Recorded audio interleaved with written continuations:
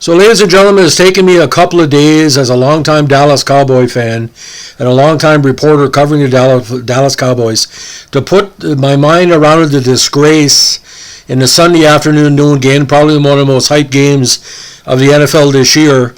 Dallas lost 31-28 in overtime despite leading by 14 points entering the fourth quarter. And you're saying to yourself, this never happens. It never happened before. Entering the contest from the early 1960s through the different eras of the Cowboys, including Craig Morton, Staubach, Dandy Don Meredith, Danny White, Gary Hogaboom, Drew Bledsoe, Tony Aikman, everybody else, they've never lost. 195-0. Now you're saying to yourself, how in the hell could Dallas lose against a mediocre Green Bay team? Aaron Rodgers was distracted. He had a terrible first half. They lost 5 straight games. How could he lose the game? Well, 2 words, Mike McCarthy. That guy couldn't coach his way of a paper bag. Former head coach of Green Bay, could have won 3 Super Bowls there with the talent he had, only won 1.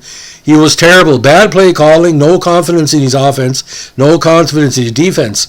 Now, Dak Prescott, okay, he's been injured on and off this season, can take some of the blame because, Dallas's receiving core has been down, but they've been scoring enough points. Again, Green Bay took the lead at the end of the first half, and near the end of the first half, he scored a late touchdown in the second quarter to tie it.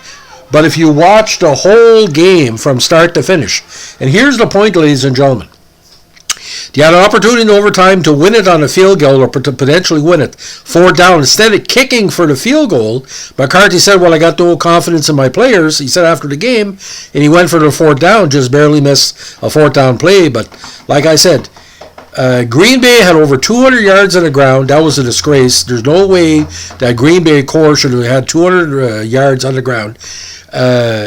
The defense fell asleep. They played almost like a 2-minute warning style where you're backing off when you're ahead by 21 or 14 points.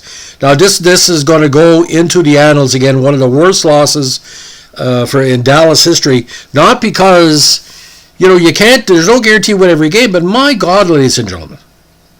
Like I said, if Dallas is going to be doing anything with McCarthy, he's got to find a way to let his assistant coaches guide him at the end, like throwing the headset at the end of the game like he was a real head coach. In the words of John Madden, you're only as good as your head coach. And right now, Dallas is 6-3, but they're a 500 team. They've defeated beatable opponents, and even Dallas's quarterback replacement was doing better.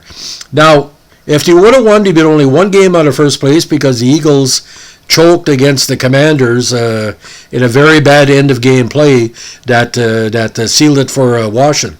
But I tell you something. If Dallas would have won that game, that would have taken the monkey off the back, say like Steve Young. But Dallas, the Des Bryant loss and the other playoff loss, this has been in our crow for a while. Aaron Rodgers is not a good quarterback.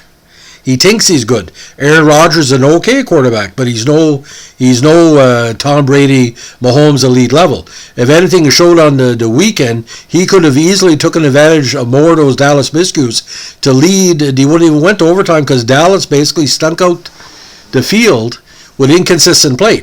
Now, the Tom Landry system, I'll give you an example of what I mean. When he was leading by 14 points, he would keep it on the ground, time management, try to go for a field goal to extend his lead, not take too many risks. McCarthy didn't know what he was doing. He had no indication what to do in key situations, again, and he had people on the field that weren't experienced enough to not take a penalty, and he put the blame on them.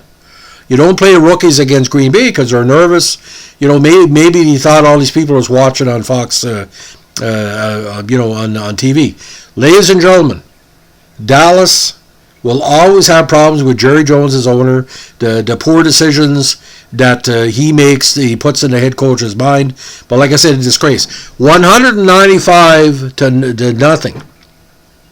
The worst loss ever in Dallas history, no doubt, because no matter what team we had, even we were, I don't know if we were 1-15, we did that. No, we weren't leading by 14 points into the fourth quarter. A disgrace, ladies and gentlemen, a disgrace. Because we're known for holding the lead and coming back.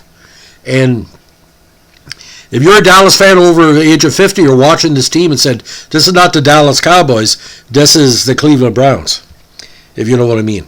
If you like what we're doing, we're a sports podcast. Let us know with a like, comment, or subscribe. Thanks for listening. Bye.